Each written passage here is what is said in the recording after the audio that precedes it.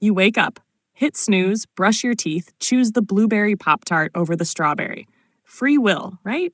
You made those choices. You're the captain of your ship. Or are you just a passenger, watching your brain pull the levers and pretending it's your idea?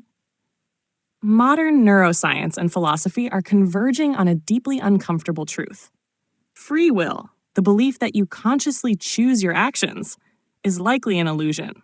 Not a fun, entertaining illusion like a magic trick, but a deep-rooted neurobiological puppet show your mind performs to keep you from spiraling into existential dread. The whole debate got a serious jolt in 1983 when neuroscientist Benjamin Libet conducted an experiment that became the cornerstone of this unsettling theory. In his study, participants were asked to press a button whenever they felt like it, while their brain activity was monitored. Libet discovered that the brain's motor cortex began preparing for the action a full 300 milliseconds before the participants consciously decided to press the button. In other words, the brain had already made the decision, and the conscious you was just catching up. Let that sink in. The signal to act occurred before you even thought about acting. Libet's experiment has since been replicated and expanded, with more sophisticated tech confirming the same unsettling outcome. The brain initiates decisions before you're consciously aware of them. The conscious mind isn't driving the car. It's a dashboard light that turns on after the engine's already running. Neuroscientist Sam Harris, a prominent voice in this field, argues that the idea of free will falls apart under scrutiny. You don't choose your desires. You don't choose your thoughts. Try to think of your next thought.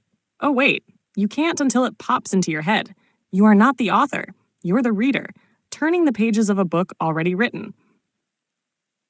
But it's not just neuroscience that's throwing shade at free will. Physics isn't exactly coming to its defense either.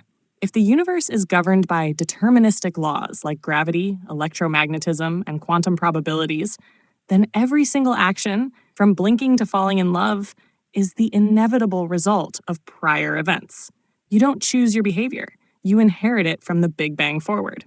Sure, quantum mechanics introduces some uncertainty, but randomness isn't freedom.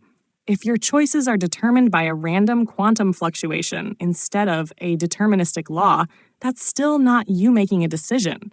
It's the universe rolling dice and calling it a day. And let's not forget about your upbringing, genetics, trauma, culture, and environment. Did you choose your childhood? Your DNA? The country you were born in? No? Then how can you claim responsibility for the values and desires those things shaped? Your preferences are sculpted by things beyond your control. Your very sense of self is a product of forces you never voted for.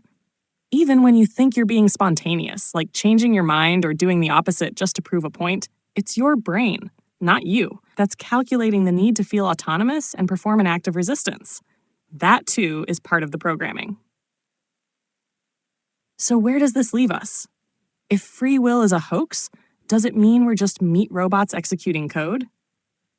Not quite. While we might not have free will in the way we like to think, we still have conscious awareness. We can reflect. We can observe the internal processes that drive our behavior. Some argue that while we can't choose our impulses, we can cultivate mindfulness and shift how we respond to them over time, creating the illusion of freedom in a brain still wired by biology.